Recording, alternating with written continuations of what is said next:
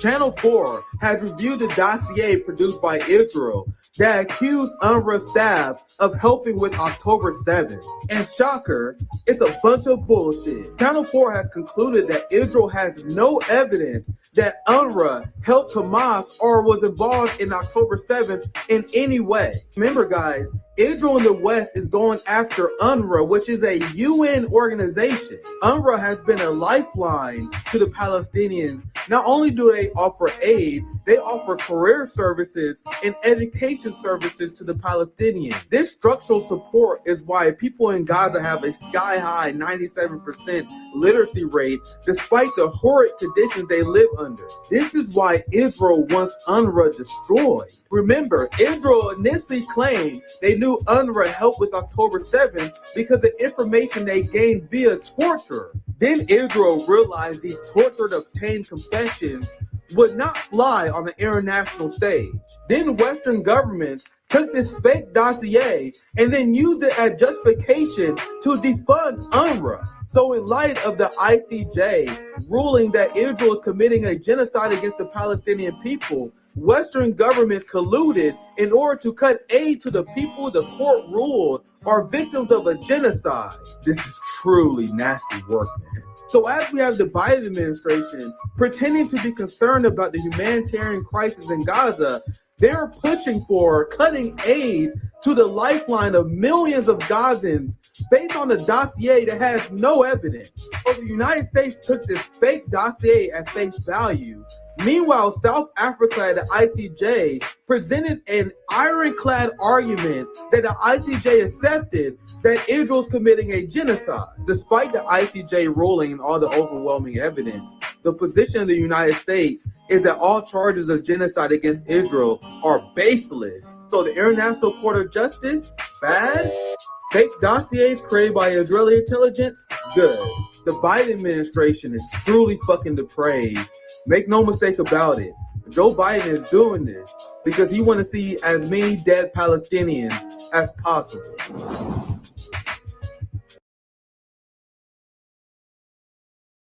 So Tucker Carlson is on a trip to Russia, and the U.S. has collectively lost their fucking minds because of it. It seems like some in mainstream politics and media have this gut-wrenching fear that Tucker Carlson might interview Putin and do some real journalism.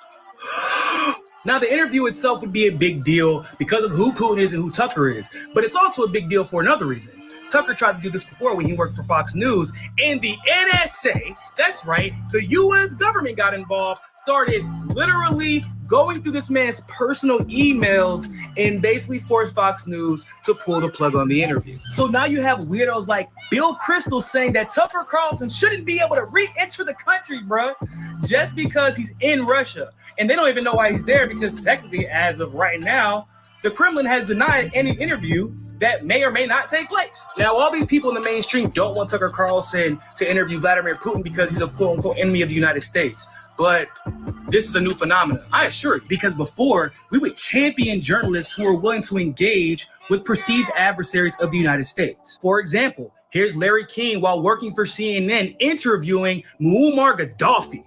Right? Could you imagine CNN actually doing an interview with Muammar Gaddafi today? It's Pulitzer Prize winner and former CNN journalist Peter Arnett discussing his interview with Osama bin Laden. Yup, that same Osama bin Laden.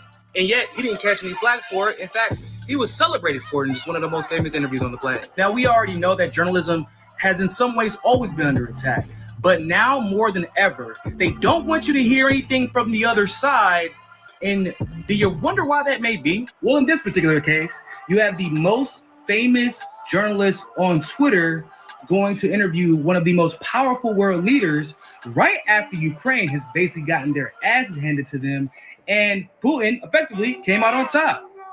And I think that he might have a bone to pick with the Western world and the propaganda that they've put out regarding Russia in its fight against the neo-Nazi regime in Ukraine. But effectively, all Tucker Carlson would be doing is maintaining a time-honored tradition by other journalists. But he is being attacked for potentially doing the exact same type of work other mainstream journalists like Larry King and Peter Arnett have done.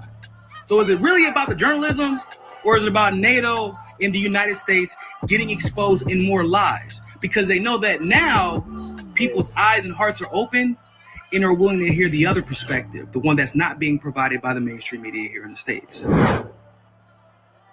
What's poppin', my friends? Welcome back. We got another banger. You know what we're doing Nick and Night Season 2 this year. Banger after banger after banger. That's Nico with a banger. Our boy Nico. I'm going to be on Nico's channel tomorrow, by the way. If you're not subscribed to Nico House, what are you doing? What are you doing? He's back, if you didn't know. Dropping banger after banger. Big shout out to Hotspot. If you haven't followed them already, follow them on Twitter. They are doing fantastic work. As you guys see, they're helping me make the bangers of a video. And we have another banger of a guest with us today. Someone that we appreciate and we respect a lot of R&B. And I'm a big fan of his work, Garland Nixon. I'm going to bring him in very soon. I had a whole show planned for you guys. You guys already knew I had to toss it out today. You guys already know how it is. I might get to the other stuff later. I had to toss everything out today because Tucker Carlson is interviewing Putin, which is notable. So for me personally, I read a lot of Putin interviews. You know what I mean? It's one of the things that our society hates. They would hate for you to see what our enemies is actually saying. So as someone who's anti-imperialist, that's one of the things, the first thing I do. How are they lying about the enemy? How are they lying about the people they want us to go to war with? So like the interview gonna be whatever for me, but the most newsworthy, because I've seen a lot of Putin interviews, what's newsworthy to me is the reaction of the West and the reaction of liberals. I'm gonna show you guys a few clips here soon, where the worst elements of McCarthyism is now prevalent among liberal society. Remember back in the day where neocons who told you that you are pro-whatever, pro-Russia, pro-Iran, pro-Al-Qaeda if you speak out against any United States enemy? That is what like the most unhinged neocons used to say. Like the Bill Kristol, Dick Cheney like Republicans, they would say, if you don't support a war on terror, you support bin Laden or whatever. You know what I mean? And that was considered unhinged. I remember growing up, this ideology being considered unhinged. That same ideology of calling anyone who advocates for peace a traitor to this country is now 100% acceptable liberal discourse nowadays. You have CNN, you have every single liberal journalist that's calling Tucker Carlson a traitor to this country because he want to talk to Vladimir Putin. Do you guys see how our society lost its goddamn mind? Remember Tara Reid, the amazing woman who was sexually assaulted by Joe Biden very credibly? She had to go to Russia to seek asylum because the federal government was going after her. You guys want to know what they called Tara Reid? Every single liberal said Tara Reid is a traitor to the United States because she went to Russia where she had to seek asylum from our government. Do you guys understand what the hell's going on right now? Now I'm going to bring my guests in real quick.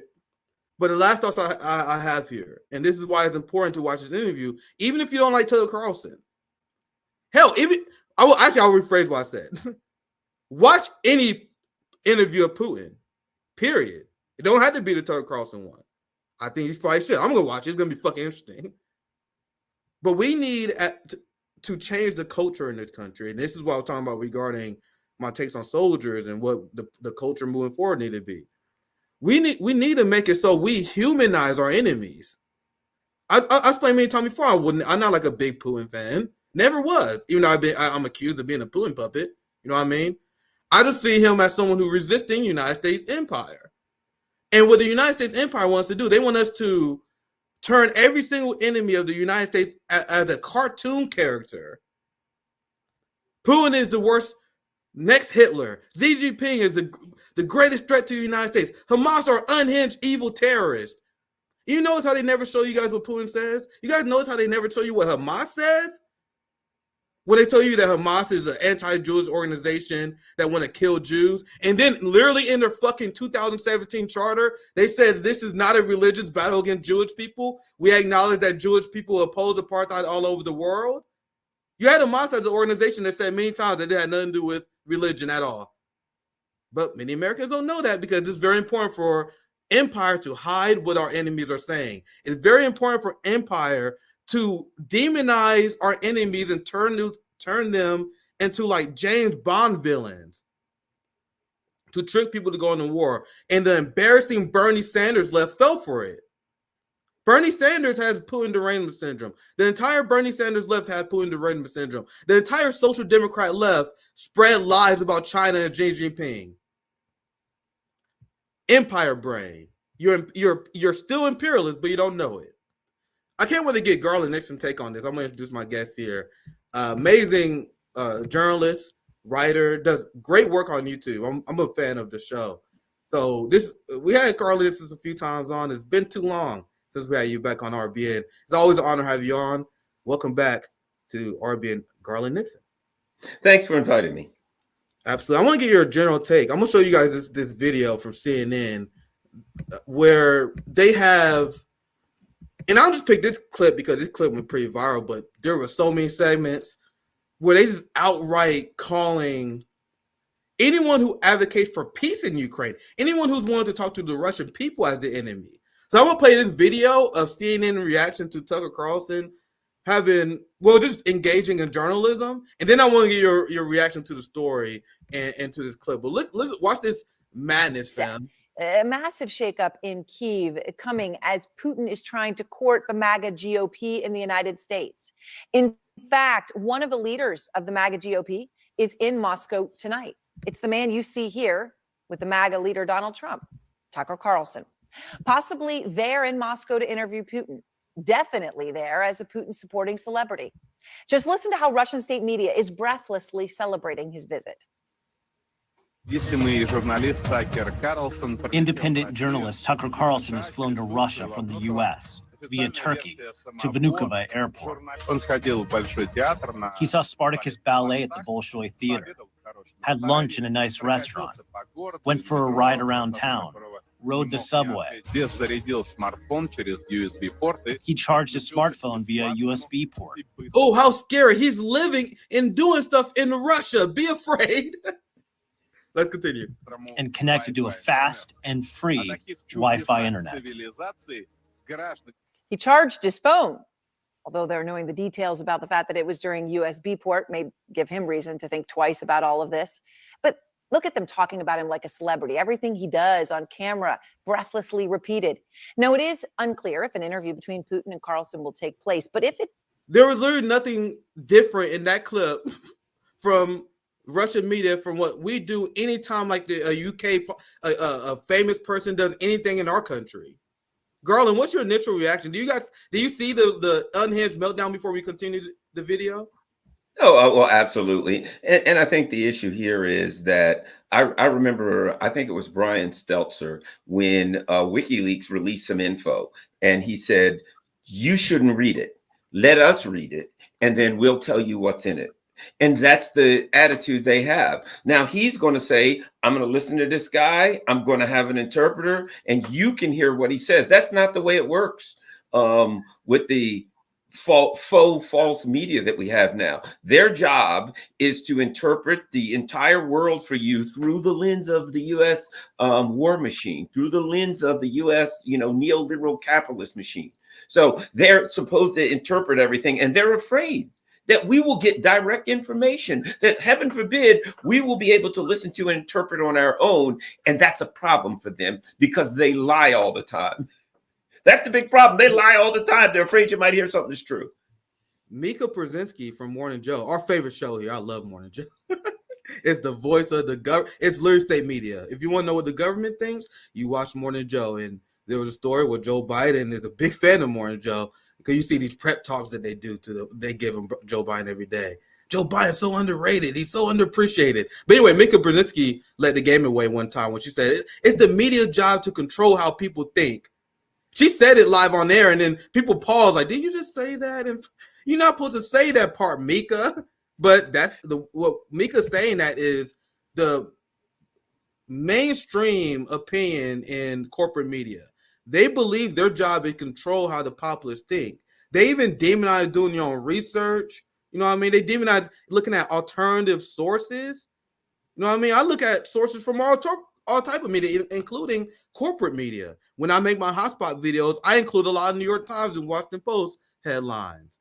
You know what I mean? I include a lot of Atlantic headlines, CNN, MSNBC. I think it made my argument even more devastating because I'm telling you guys, they're not hiding the information I have. A lot of people are just afraid to make the same conclusions I have. I'm gonna let the clip finish and I'll get your final thoughts on this. And I'm gonna show you guys the clip with Tucker Carlson just explaining why he's talking to Putin. And like you see one side going crazy unhinged McCarthyite, and then you just see Tucker Carlson like, I just want to talk to Putin, dude.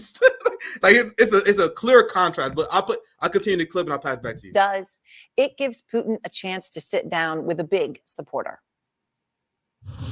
It might be worth asking yourself, since it is getting pretty serious, what is this really about? Why do I hate Putin so much? Has Putin ever called me a racist? Has he threatened to get me fired for disagreeing with him? Does he eat dogs? These are fair questions, and the answer to all of them is no. Vladimir Putin didn't do any of that. I'll actually always remember watching that clip. I was standing in Ukraine 48 hours before the war began there. Well, Carlson then stood by Putin consistently all the way through. And that is why I know people who I would consider fans of Putin. Tucker Carlson simply said, why are we being conditioned to hate Putin? I know people who do content that's like 100% pro-Putin. I would not categorize what Tucker does as pro-Putin. He is just humanizing the enemy.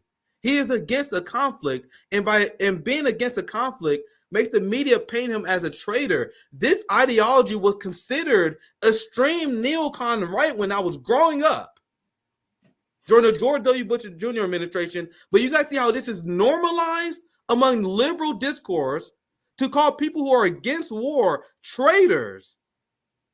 Well, and I'll add this. This is the mentality. I'm glad you brought up George W. Bush, because if you remember, one of the things he said is, you're either with us or against us, right? Wherein people like us, and I'm sure people in the chat who are watching right now, before we decide what we support or don't support, we want to hear as much unbiased information as we can, so we can kind of use our own intellectual resources, our background, our cultural and ideological views to listen to this information and figure out how we think about it. What she's saying there is this: either you hate Putin or you support Putin. There's nothing in between. There's no, look, he's in another, as Paul Robeson said, when they asked him about the Soviet Union or about Stalin, he said, I'm not Russian. That's up to the Russian people to decide about their leader. But I can listen to it and decide. First of all, I don't know Putin, I don't know Trump, and I don't know her. So this is not some emotional thing for me to like or not like, support or not support people that I don't even know. But if you're going to take all my money and give it to somebody else for a war against this guy, and then you're going to tell me what he thinks, it would be nice if I could hear out of his own mouth what he thinks. That's what they don't want. Because they pretend as though we're so stupid that we need them to interpret reality for us. But what they really know is that we're not. And they're afraid that if people start hearing reality and hearing the truth, that it'll make it glaringly obvious that we're being had. And people like us who are always saying to people every day, you're being had, you're being lied to. Look forward to hearing something that we don't get an opportunity to normally hear. Yeah, let's let the clip finish, and I'm gonna show you guys just a little bit of Tucker Carlson video. I'm probably not gonna watch the whole thing because like 6 minutes, but I want to show you guys a little bit of what he says on why he wants to interview Putin. But I'll let the clip finish. Feel free to interrupt if you have any reactions, Garland. Why he can go to Moscow now without any fear of being summarily imprisoned. He's a hero. This was Putin's mouthpiece in the United States, somebody who had turned a blind eye to the atrocities committed by Putin because they were happening far away. Once vibrant towns turned to ruins, Isn't that what you guys doing to Gaza? Denying the International Court of Justice ruled that Israel's committing a genocide, and you guys are still denying that fact. Tucker never did that. He's against us escalating war in Ukraine. But Garland, I think you want to chime in. Feel free if you want to. No, I was going to say, I was basically what you were saying. The idea that people who are supporting a current genocide in which more people were killed, more children were killed in the first 2 weeks of the Gaza onslaught than they were in the last 2 years in Ukraine. And they have the nerve to say that somebody else, with what we see Netanyahu is doing. Netanyahu is not a butcher. He's not a killer. He's just an ally. So it is just preposterous that they would show this, which makes, if you looked at Gaza, that looks like the pristine center of, of Paris, and compared to what Gaza looks like, it's absurd. You guys realize that the Biden administration and the media claim that Putin was committing a genocide? Their claim is that Putin kidnapped children. You guys realize that they claim that Putin kidnapped less children than Israel killed in the first week of their campaign. Well, so Israel killing those children is good. Well, go ahead, Carlson. Well, here's the thing about it, too. Okay, so they say he kidnapped these children and he took them out of a war zone and into Russia without one complaint from a parent. Not one parent came forward and said, oh, man, I got a problem with this. They just said, well, he moved kids out of here into a war zone, out of a war zone into a non-war zone. They couldn't find a single parent anywhere that would complain because, let's face it, these people were Russian-speaking people who were living in Ukraine where it's illegal to speak their native language. None of them was going to complain. They were actually leaving and all heading for Russia. So you don't have a complaint against Putin, and you go and you make a complaint that he's kidnapping children. It's just preposterous. Again, that's why they can't afford for us to hear the truth, because Absolutely. Their lies are so transparently obvious. Absolutely. This clip is almost done. Let's wrap it up. Because they were happening far away. Once vibrant towns turned to ruins, mass graves with dozens of bodies in the Kyiv suburbs, a theater full of innocent women and children sheltering, bombed.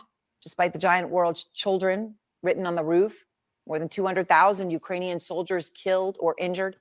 And tonight, Putin is trying to seize on the fact that Zelensky's military appears to be in turmoil, capitalizing on a moment of intense American political dysfunction and intensifying. Dude, I can't believe they're still doing this.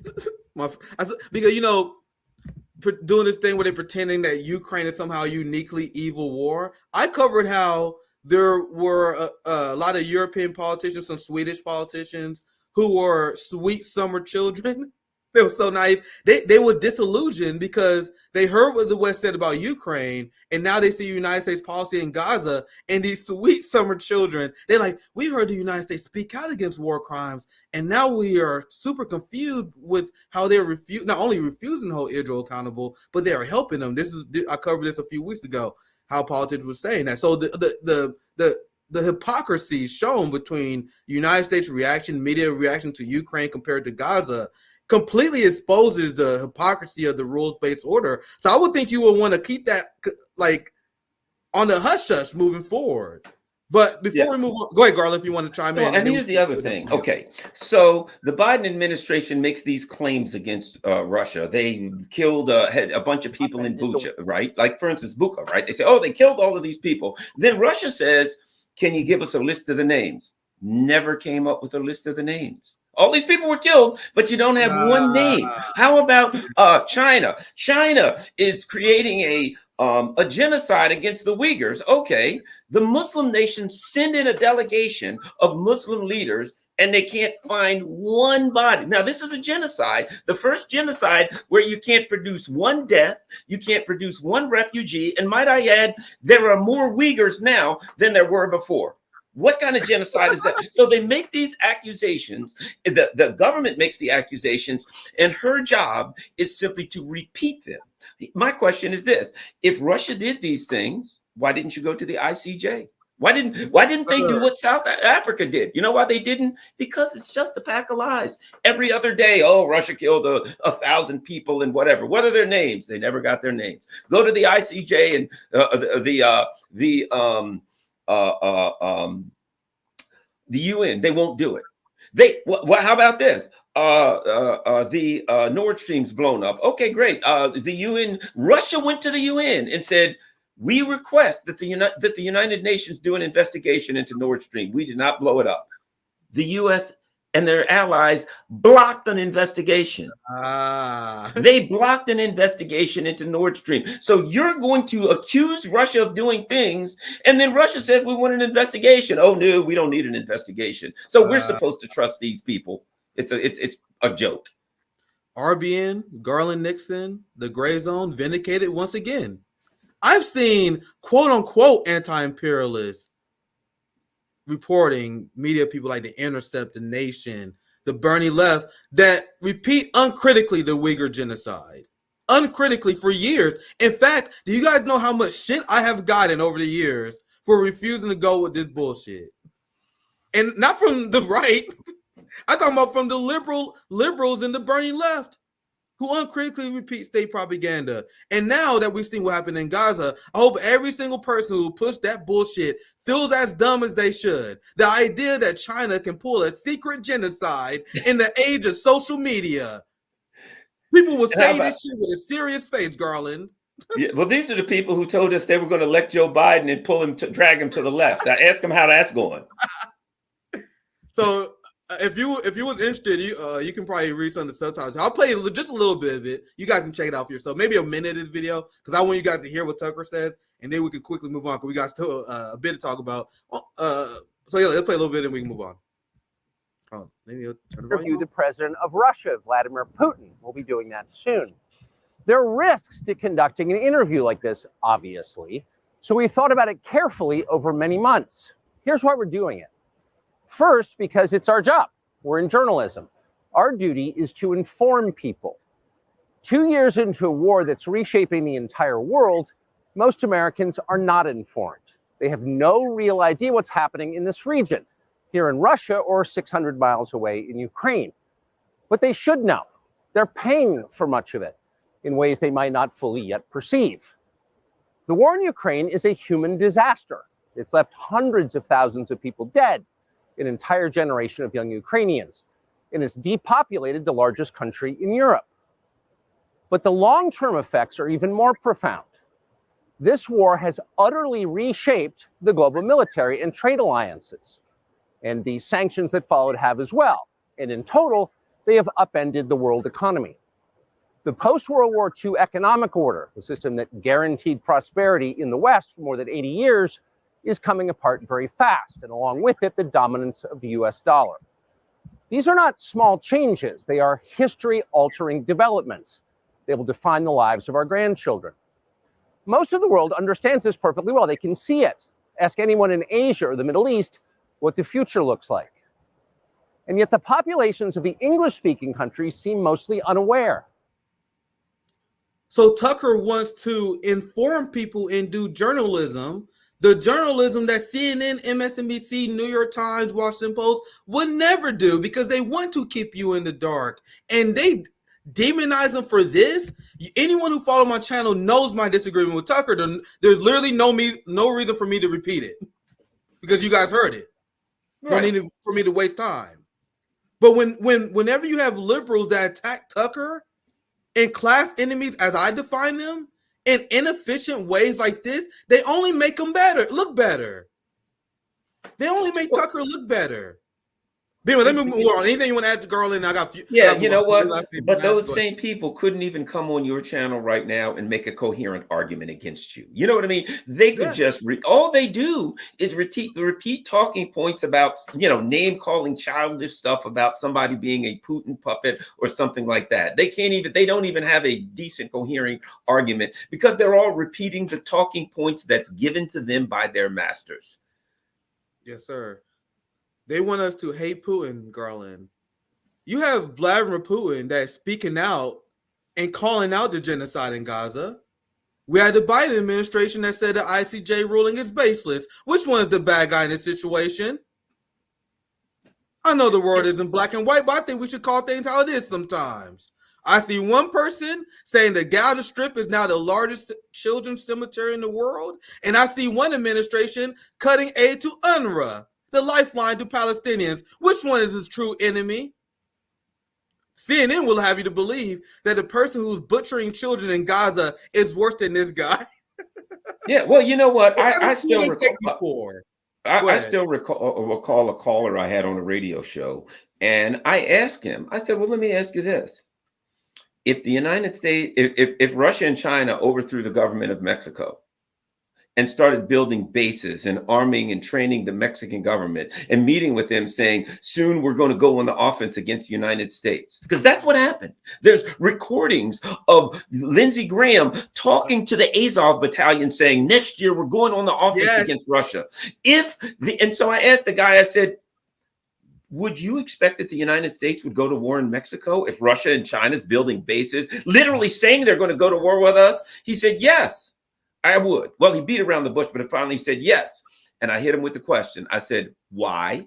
And he hung up because he couldn't answer that question. Because we all know the question why. Because they would feel a legitimate threat. Any superpower would feel a legitimate threat if another superpower overthrew a government on their border. The name Ukraine literally means borderland, and the borderland is Russia. The name Ukraine refers to Russia when it says we're the borderland of what? Of Russia. Now you're going to go to a country that's literally named the borderland of Russia. The country through which Hitler came to attack Russia, the country through which Napoleon came to attack Russia. And then you're going to build bases and arm guys running around with swastikas, goose stepping, yelling Sieg Heil, and you think Russia's not going to attack? I'm going to tell you right now, if I were the president of Russia or any country and another superpower came to my border, yes, I would fight to protect my border. That's not saying Putin is good, bad, or indifferent. That's not an evaluation of Putin, because our CIA chief right now, anyone can look up a cable that he wrote called Nyet Means Nyet. William Burns, the CIA chief right now, was the ambassador to Russia.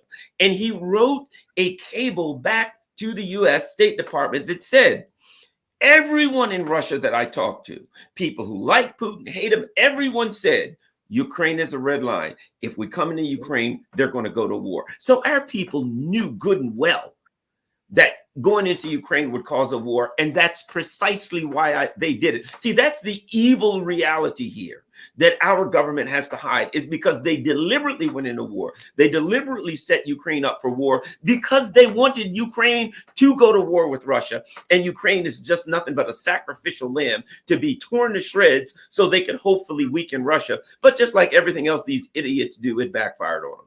Yeah, this is why I told you guys I would never forgive anyone who fell for the NATO proxy war bullshit. The Bernie left don't know none of this shit. Matt Duss, Bernie foreign policy advisor, knows none of this shit. Ron Khanna knows none of this shit. You tell me they're not as smart as us. That's bullshit. They know this. They chose to side with the empire. To get this issue wrong was unforgivable to me. It's like the West, they want to emasculate their enemies. And they want to decolonize our mind. They want to colonize our mind to the point where we don't feel the need to defend our sovereignty or our right to exist. And I'm gonna try to explain what I mean in a better way. There's a reason why I never condemned Hamas. You don't have to comment on this, but I never condemned Hamas because if my mindset was, if any government, especially a hostile foreign government, did half to my people what Israel did to me, I would be down for some Hamas shit. So I read countless stories about Palestinians being forcibly evicted from their homes. Do you guys know the kind of person I would turn into if a hostile foreign government evicted my mother? Like, imagine your mom was forcibly evicted from their home at gunpoint, and then another family moved in. You know how fast I'd be down for some Hamas shit? I'm not afraid to say that. If someone did that shit to my mother, my family, my cousin, my brother, my sister. Let happen to one person, let alone their entire life in Gaza. But Garland, I'll pass to you and we can move on. Last word. People should read this book. I've heard Norm Finkelstein talk about it. I love to read. I've read it. It's called The Fires of Jubilee. It is a book about the Nat Turner Rebellion, right? And the Nat Turner Rebellion, Nat Turner and his guys, what they did was unthinkable. You know what I mean? They went in houses, they killed everybody, men, women, children. They cut their heads off, they shot them, they hit them with axes. They went along a road where the slave owners' houses were, and they went in, they killed everybody, right? And you say to yourself, well, those are atrocities, that terrible, men, women, and children. However, Do you ever hear anybody say, let's talk about the Nat Turner Rebellion without giving you the context of centuries of slavery, of humiliation, rape, murder, horrible things happening? So when you look at what happened in slavery, you say, boy, those are terrible atrocities that they did. But based on hundreds of years of atrocities, you certainly understand how people can be driven to that point. You understand it.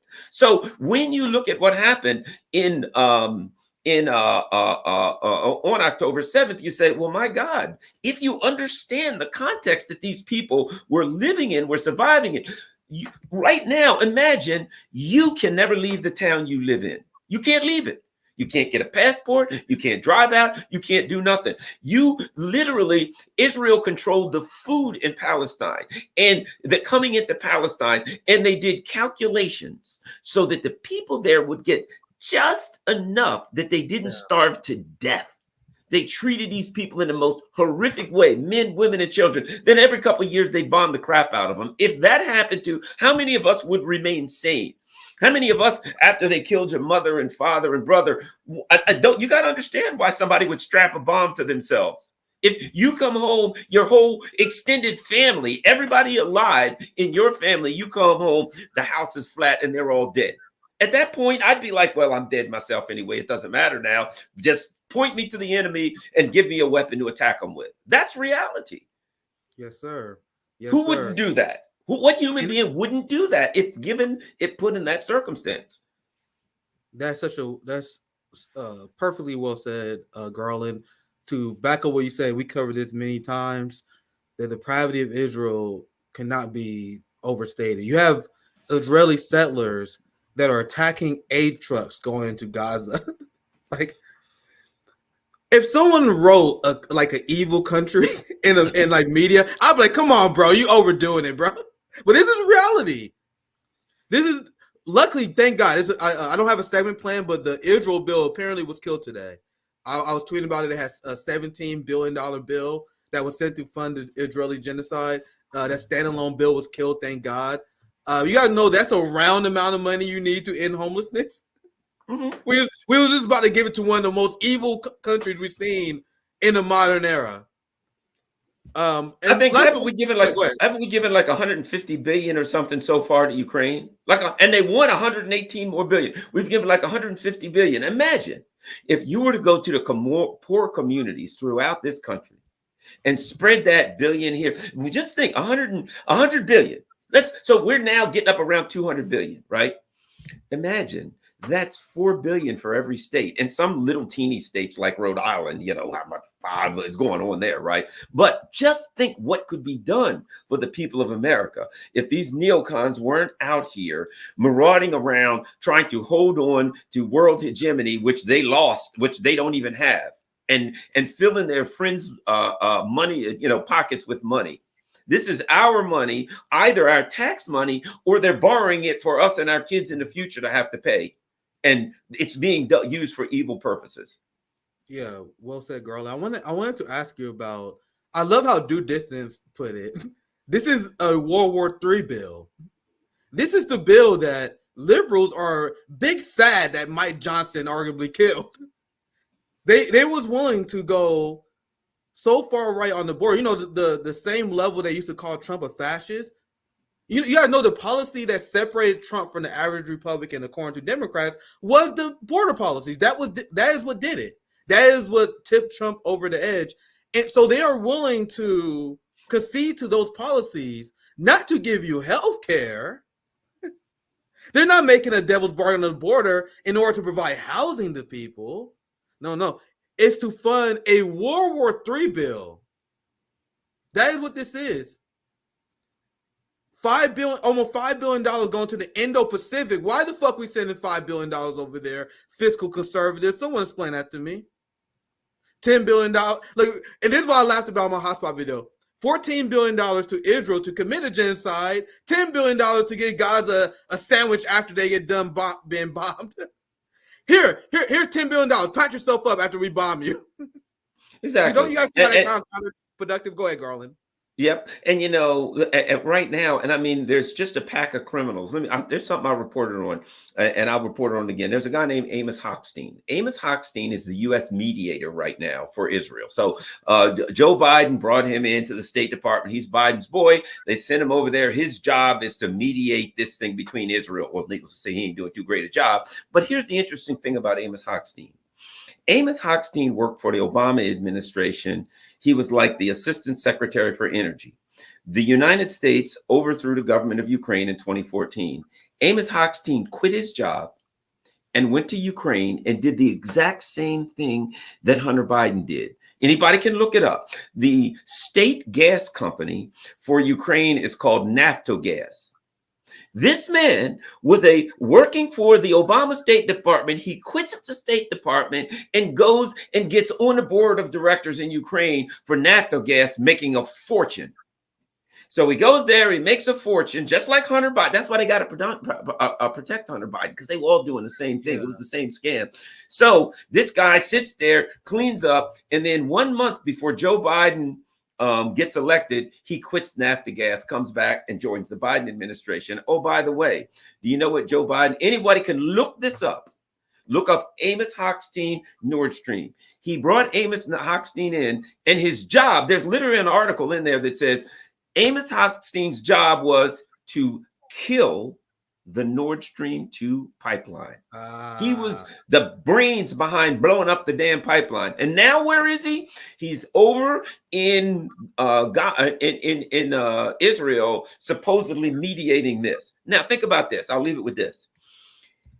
His whole thing is gas, international gas and pipelines and all that. That's his specialty, right? He goes to Ukraine. He gets on the gas board. What is it under Gaza that is gigantic? What is like 122 trillion cubic meters of gas has been discovered? And why do you think they sent Amos Hochstein over there, the gas guy, to mediate it? He's over there because they want to kill the Palestinians and steal their gas. There's gas there. They can't allow the Palestinians who it's their land. It's their gas. They have a right to benefit from it. But that's Amos Hochstein's job right now. And a lot of people have realized that when it comes down to it, one of the reasons they want to take the stuff and everything from the Palestinians is because there's gas under that. You know, haven't they done that all over the Middle East? Blow up a country because they got oil and gas? The same thing's going for the Palestinians. And Amos Hochstein right now, he's at the the business end of getting that filthy work done. I have seen countless segments talking about United States presence in Iraq and Syria and why United States troops are being attacked in the region. Not one of these segments ever mentioned the fact that the United States still 80% of Syrian oil production. As if these groups need Iran or any country to tell them to be upset about the United States. But I want to show you guys it, because this is what this bill really is. People calling it a border bill. Fuck y'all talking about? This is a World War III bill. And I'm still not from Due Distance. They're my boys. They're my homie at Due Distance. So taking that from them, it's a World War III bill. And I'm going to show you guys the meltdown corporate media is having, because allegedly, I think the vote's on Wednesday. Correct me if I'm wrong, chat. Mike Johnson is about to kill this bill because Trump don't want this bill to pass. Because electoral politics bullshit, blah, blah, blah. Mm-hmm. But now listen to Democrats' reaction, because they don't care about anything else other than funding war, than funding empire. There's going to be a lot to say. Feel free to interrupt anytime, Garland, if you have something to say. I'm going to let it play, because this is Michael Bennett. Remember, I think he ran in 2020, or was it 2016? It was one of those elections. And he was trying to pretend to be like an average Joe, but he was like he was trying to pretend that he was like, I agree with Bernie on economics. Meanwhile, he was a fucking war hawk. He was just an unhinged war hawk. He trying to steal the aesthetic of a Ewing guy. And the reason I'm telling you guys this, because I remember Bernie people like, yeah, that dude Michael Bennett, he's not that bad. I'm like, are you guys out of your goddamn mind? But anyway, let me play, and you guys will see why I say that. He was one of the people that was criticizing Bernie for speaking out against the Afghanistan war. Let you guys know who this guy is. But let's continue. Joining us now is Democrat. Let me turn it up. Volume was low for some reason. Here we go. Let's get started. Michael Bennett, member of the Intelligence Committee. Senator, I think I was just going through the arguments that are made by all of the foreign policy people, bipartisan foreign policy people. I mean, Lindsey Graham. Wait till you hear this, Garland. What do you do for Ukraine? We have to fund Ukraine. We cannot fail. It's not an option. The Ukrainian people have done more with their bravery over the last 2 years than anybody could have imagined. They took back. For one, you guys already failed. Two, the only thing accomplished in Ukraine that you guys sacrificed an entire generation of people. But let's continue. Back half the territory that Putin took from them. They were able to, without even a navy of their own, they were able to push Putin's navy out of the Black Sea, allow food to travel around the world.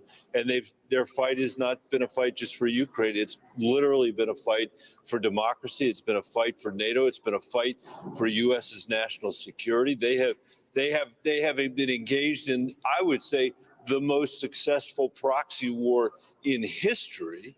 And proxy war? I can't, and this is proxy they actually war. say it now, Garland. They actually say it now. They actually admit. Because for a long time they was pretending, no, we're not doing. They would say you were a Putin puppet. They actually attacked people of being Putin supporters for saying that it was a proxy war. Everybody knows it's a proxy war. But here's the thing: why is our national interest on Russia's border?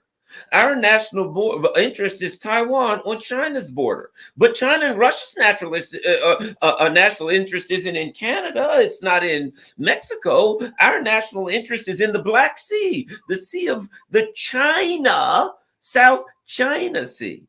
It's these people believe that the United States, it's the people should look up the Wolfowitz doctrine. They just believe that we should run the world for all eternity and nobody has a right to say anything else. You know, one other thing I'll add.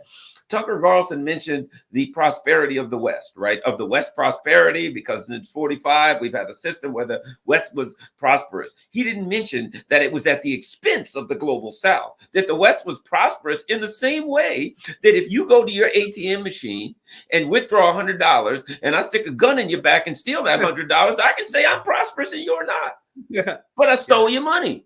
That's the kind of prosperity that we got, was from stealing, murdering, marauding, and acting like pirates all throughout the global South. And then, you know, Tucker Carlson didn't get into that. I don't know if he believes it or not, but it is factual. This is where I want to play this part again, where he called it the most successful proxy war ever. You know, with hundreds of thousands, entire generation of Ukrainian men.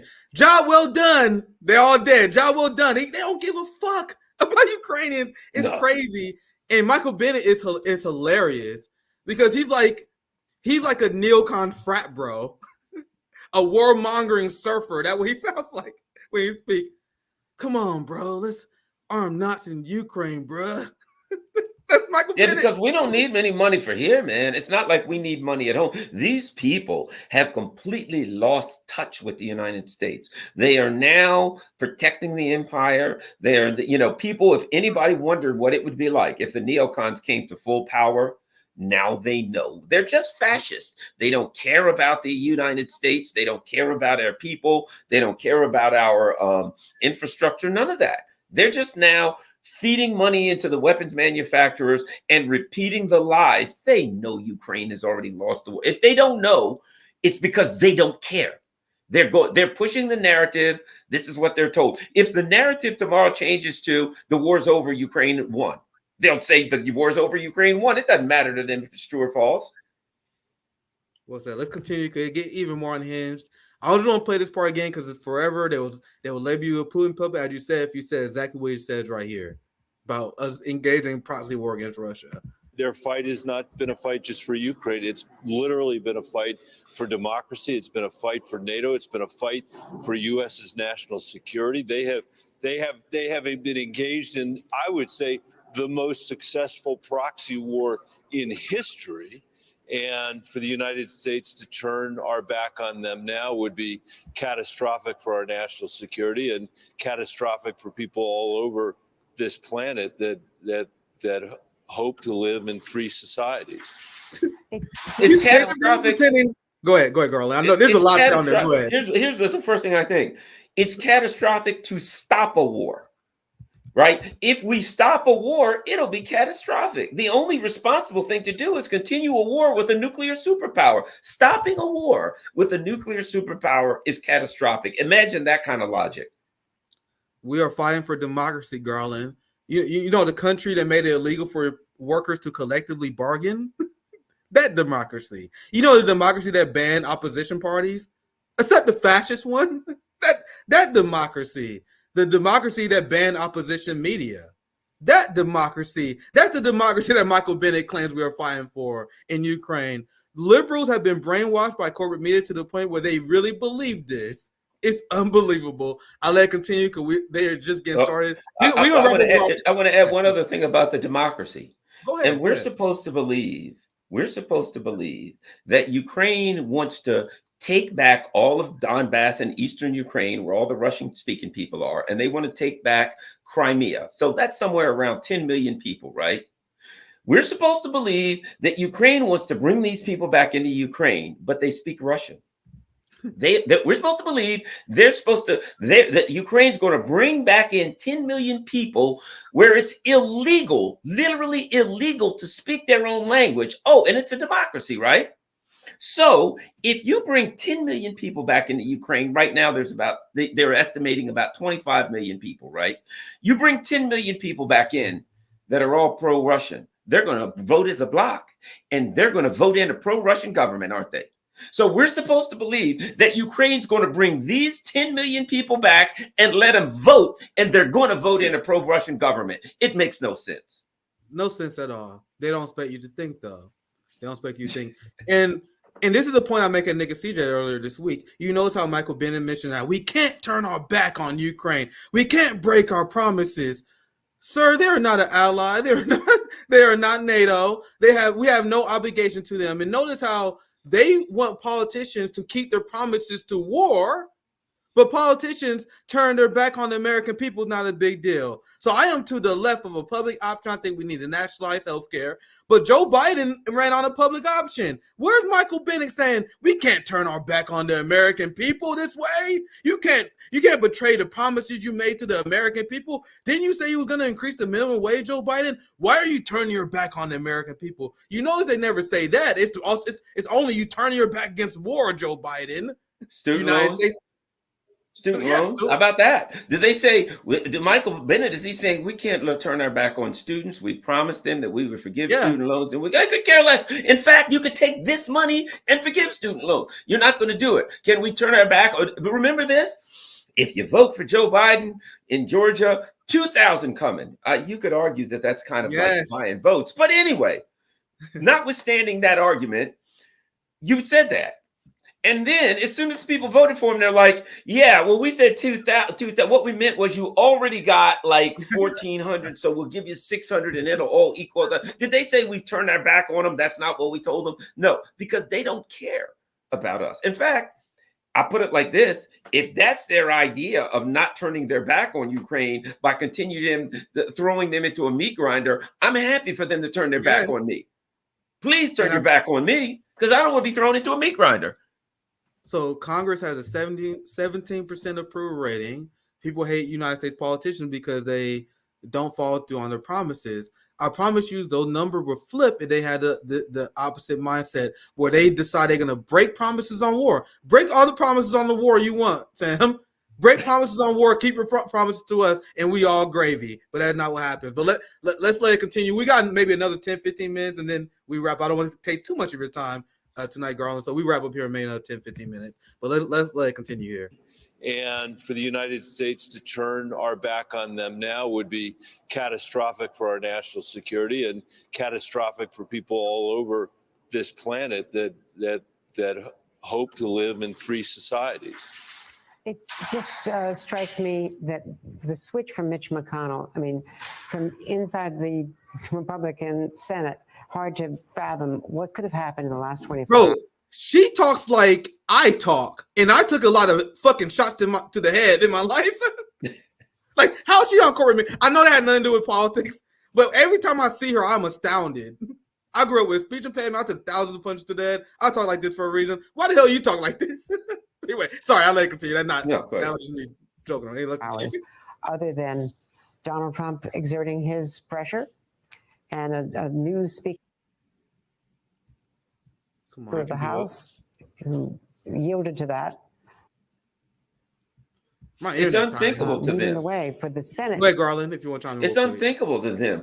How could this be that the Congress could not spend hundreds of billions of dollars on war? I mean, she looks almost like she's in pain. She's emotionally torn. Oh God, how could this happen? Like she's lost some kind of a relative. This is unthinkable. It has to be Trump. Because it could be nothing else but Trump.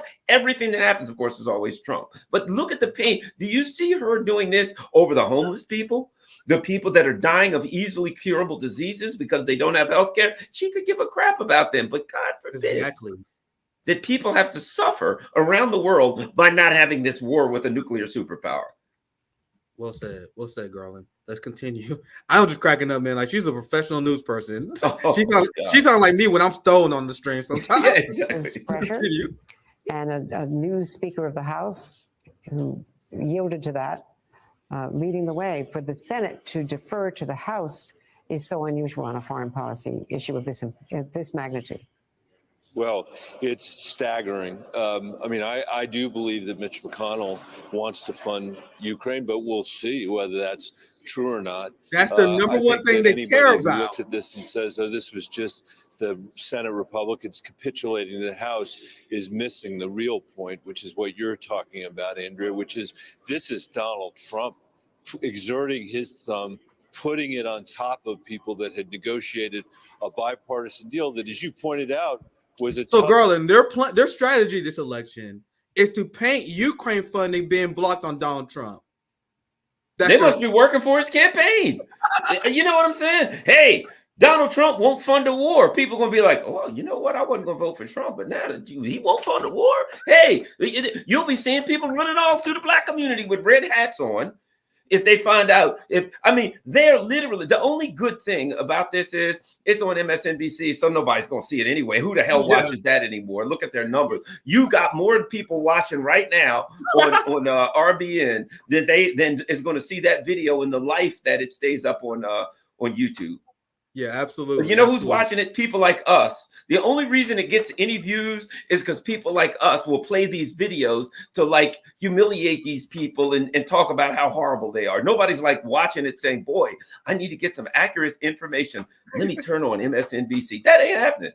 I think the professional managerial class watch it because this is how they train each other in propaganda. Like they're like, this is how we speak on the war. This is the narrative that we want to spread on this. It's narrative control. So they know how to talk to their friends about this. This is the liberal suburban wine moms. And the reason why we do propaganda report on RBN is because when you watch these shows, it's literally seeing the mind of the government. You can see exactly what the government thinks. When you watch Morning Joe, that's straight up state media.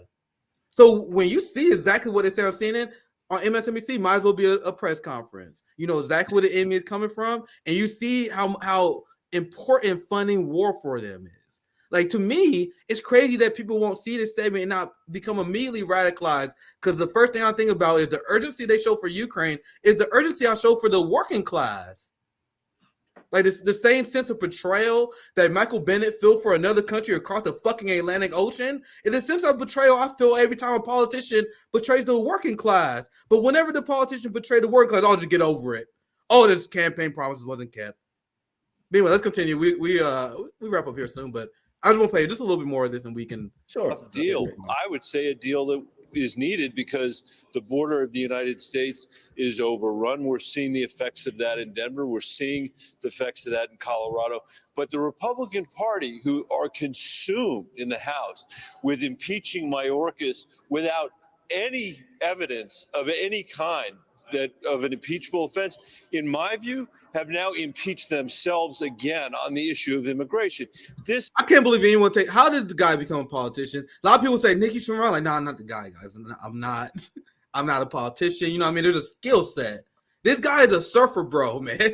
I don't know how he made that far. For a second time, I'll move on because this is Chuck Schumer on, once again, my favorite state media show, Morning Joe, where he essentially check. Sorry, my screen blacked out. All right, we back. So Chuck Schumer was on Morning Joe, and he essentially threatens American children and U.S. soldiers' lives if we can't pass Ukraine funding. That's how I hear this.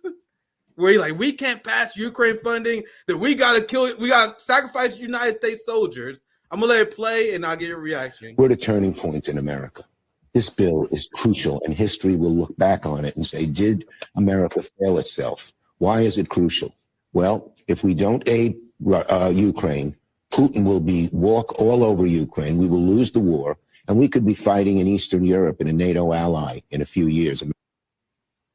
So we're supposed to believe this, that Putin is so weak that he can't defeat Ukraine because they're out of missiles. They ran out of missiles like a month into the war, according to these people. They don't have any decent equipment. Everything's falling apart. Ukraine's beating them. It's just a completely, a total Russian misadventure that's losing. I mean, they're just a complete inept, incompetent army. But they're also going to attack NATO, destroy the entire NATO army, and push all the way to the English Channel. I think there's a contradictory argument here. How can you tell us how incompetent and how weak the Russians are, but then also tell us they're so weak they can't beat the Ukraine, and next they're going to take on the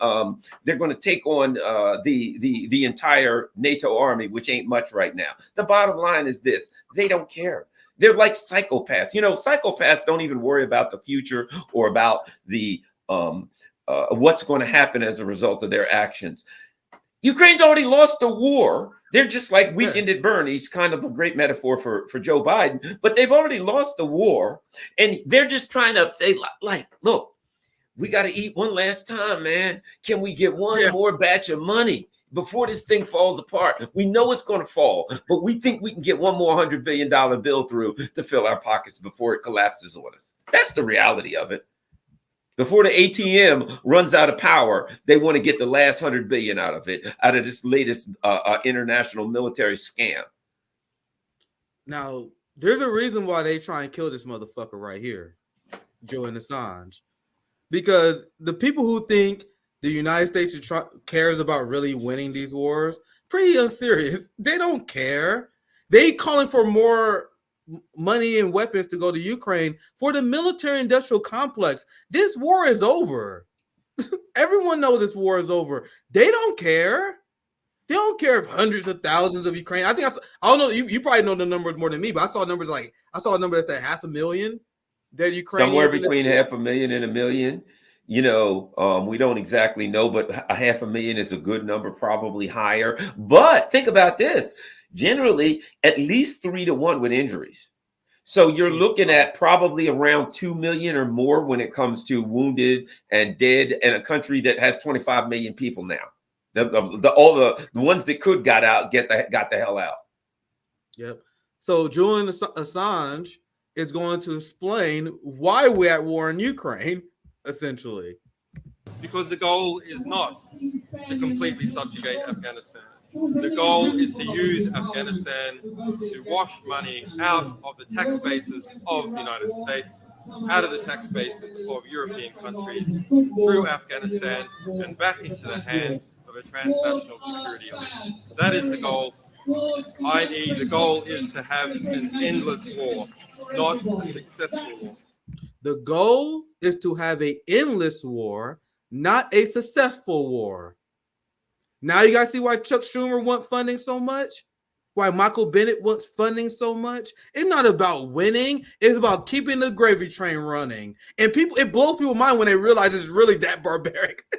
It's quite literally that simple. Go ahead, Garland. You know what kills me? When people say, well, the problem with the Democrats is they don't have any spine. And I think to myself, you don't understand the situation here. If you think the Democrats don't have any spine, what they're implying is they really want to do good, but they won't stand up to the Republicans. No, it's not that they don't have any spine. I put it like this. Look at this. You try to stop the wars for funding, their spine is titanium steel. Their spine is black diamond. It is the hardest surface known to in the universe. If you try to stop them from funding the war, Okay, but if it comes to something for the working class, then they get in a pillow fight with the Republicans. Oh, don't do that. No. Oh, well, we'd like to give you the money.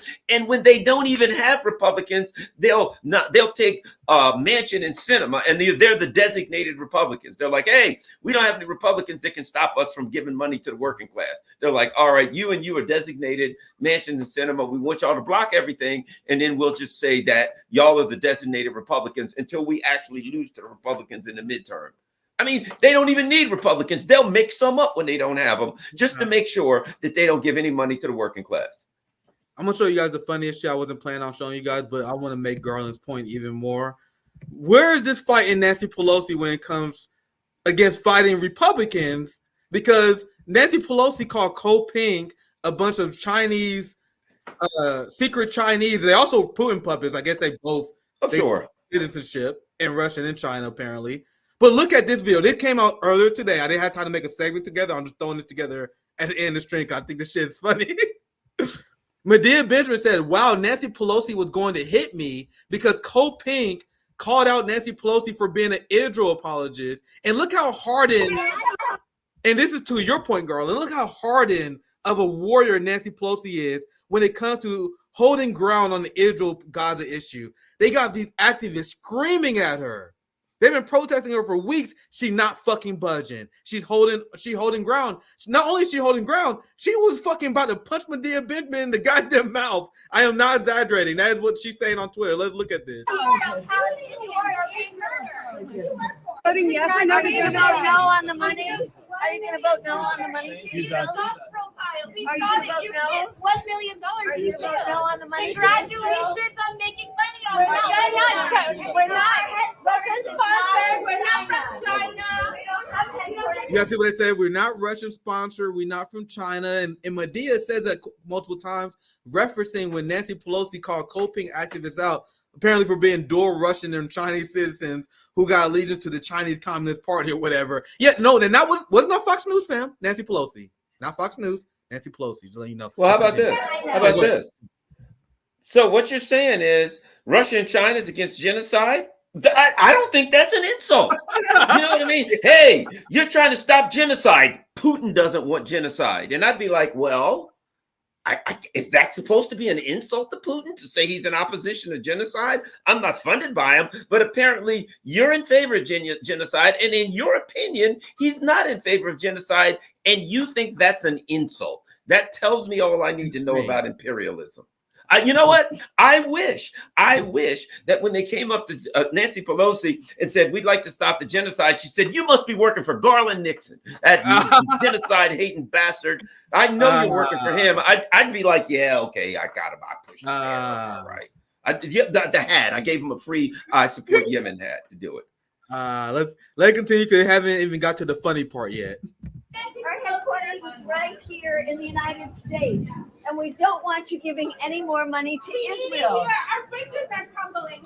San Francisco has so many problems. We need the money at home. Congresswoman, we need the money at home. Shame on you. Shame on you. Money from people Why are you water in Gaza. Don't call us Russian apologists or Chinese apologists. You are an Israel apologist. You are an Israel apologist. Bro, look You're an Israel apologist. Stop supporting genocide. Shame on you. So then they did post this. This is funny. Bucking at him. Look at this. You are an Israel apologist. I'm gonna show. Look at this. Nancy Pelosi literally bucking at him.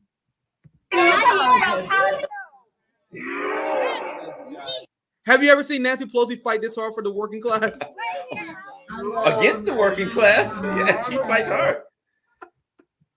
But you Bro, know, she I'm was glad fucking to see fuming. that. Like, she has so much Botox, she can't show that much emotion. You know what I mean? Because of the plastic surgery. But you see how fucking fuming she is? That's as much emotion as she can show in her plastic ass face. But go ahead, Garland. Well, I'll say this, and because I know Medea Benjamin, and I like Medea Benjamin. I've known her for years, right? She's a friend of mine. But I remember in 2020 when people like me were saying, there ain't no way in hell I'm voting for these war money. Biden, you got to be kidding me, right? Medea was like, no, Trump's bad. We got to vote for a lot of these people who are good-meaning people. actually thought that Joe Biden was an option, and people like us were saying, I think you're making a mistake. And they, we got the whole, well, we'll just elect him and pull him to the left or whatever. We're like, yeah, good luck with that. Well, Medea Benjamin as really horrible said as that. this She is, was one that said that. She said that. Yeah, she was Medea one Benjamin? who said she was voting for Biden because. Oh, Trump Jesus Christ. Yeah, she was. God damn it, She Medea. was one of them. I didn't know But that. but here's the bottom line. This is what it took, I think. We couldn't tell them. We tried to tell these people what they were dealing with. We couldn't tell them. It took this to show them that they were dealing with people that are pure fascists. And the reason they hate Trump the worst is because he wanted to get a peace deal with, and this is not a pro-Trump thing. He's far right wing. I'm a far lefty. But I'm saying he wanted to get a peace deal with North Korea. And he doesn't like a war with NATO, with Putin, and he's a little scared of nuclear war. The reasons they hate Trump are the only good things about Donald Trump. And that's what they hate about Donald Trump. If I can find anything good about Donald Trump, I will guarantee you those are the reasons that these the neoliberals hate him. Like the people who told people who vote for Joe Biden, they should be embarrassed. If I voted for Joe Biden, I wouldn't be able to sleep at night. You understand? You guys understand how much my mental health would be fucked up right now? I already feel bad that I can't stop the Gaza genocide. Exactly. Somehow. Like I feel like I'm mad at myself for not being fucking Superman, apparently. Like, man, I'm a taxpayer in the empire. That alone is enough. You guys endorse Jim Crow Joe, the person who wrote the fucking crime bill? The guy who supported the Iraq and Afghanistan war? The guy who supported Israel during their bombing campaign in Lebanon in the 80s? You know the bombing campaign that freaked Ronald Reagan out? Nigga, Ronald Reagan was like, bro, you guys gotta chill out. Joe Biden was to Reagan's right. Joe Biden has been the most unhinged Zionist in Senate easily over the last 30 years. You can say he's 1A. There's 1Bs and Cs and Ds, right? Like the Mitch McConnells, but no one is more pro-Israel than Joe Biden. The idea that anyone will vote for him, especially people who know who that is fucking shameful. I'm sorry to say. You guys can still be friends with Medea and whatever. She's still based in a lot of ways, but man, that is deeply disappointing. Because to me, we've said this on RBN many times, I forgive people. I know I sound like a badass on the show. I forgive people who don't know. You know what I mean?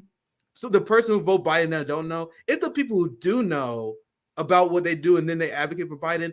Those people made me sick. Nigga, you know about the Iraq war? You know about the crime bill? You know this nigga's record? You still endorsing them? The person who vote Biden now habit, then I'm not really that mad at them, guys, if you guys don't understand. I'm not that mad at those people.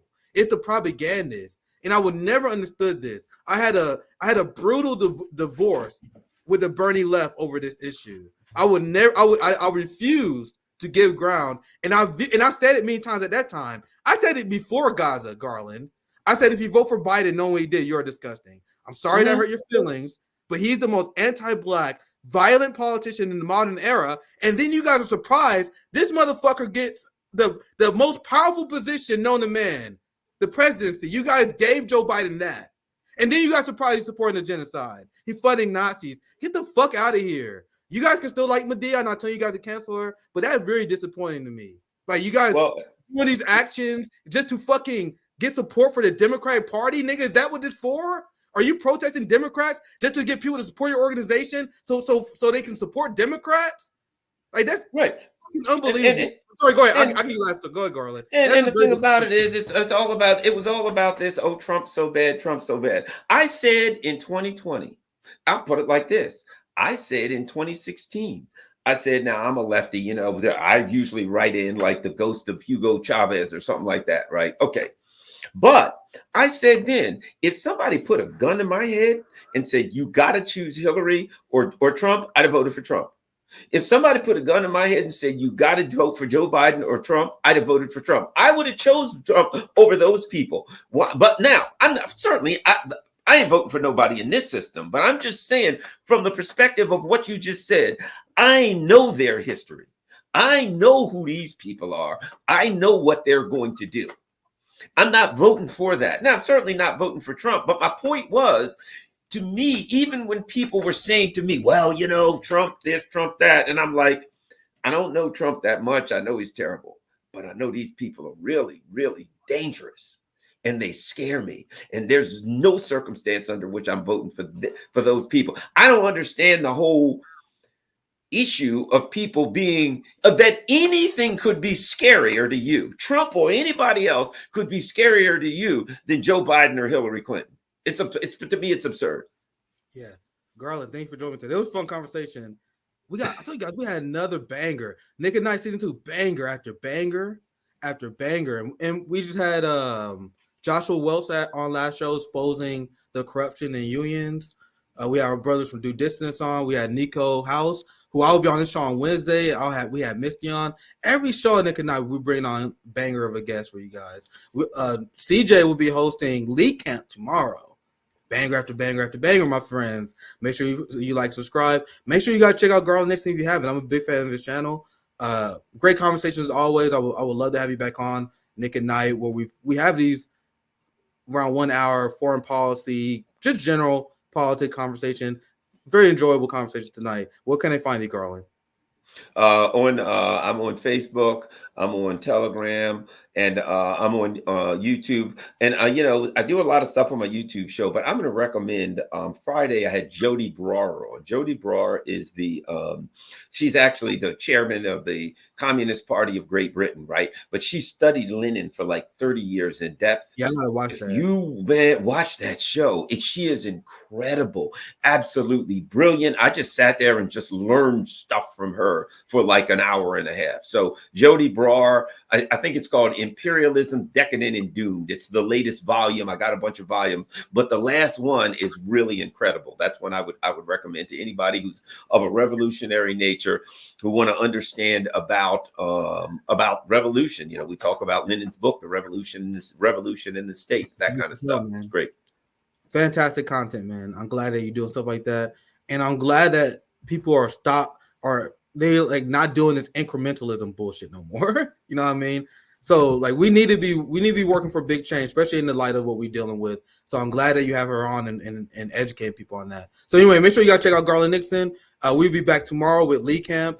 I think CJ hosting Lee Camp. We got Sabby and JB on Thursday. I have another show on Thursday. I have another union leader I'm trying to bring on. We had Joshua Welch that exposed the teacher union and how corrupt they are on Thursday. I had one of the leaders of the steel workers union. Like, guys, the professional managerial class hates RBN. Union workers love RBN. You guys have me on. We got a ton of union people that watch us. I just did a last show like, hey guys, if you're a union, if you want to come on RBN, share your story. I said that a ton of people start reaching out to me. Anyway, so that's what we're gonna do. That's a big series I'm focusing on RBN, is exposing the corruption from union leadership. I know you saw the story of UAW endorsing Biden, even though they endorsed a ceasefire, and then they endorsed a guy who's opposed to ceasefire. A lot of people in this country worship unions too fucking much. They don't realize they've been hijacked by the capitalist class, and that's why we're here to expose that. And as I was doing the series, people in unions are begging to come on to share their stories. So this is a series we're working on. We're trying to get a steelworker union guy on. There's someone who was in a union with warehouse workers. He want to come on and explain how union bosses undercut their labor acts as well. And eventually, maybe this summer, I'm gonna have a round table with a bunch of union people on. And they all call for general strikes and all that. Anyway, that's coming up soon. Thank you guys for watching. Make sure you guys check out Garland. I'll see you guys tomorrow. Peace out.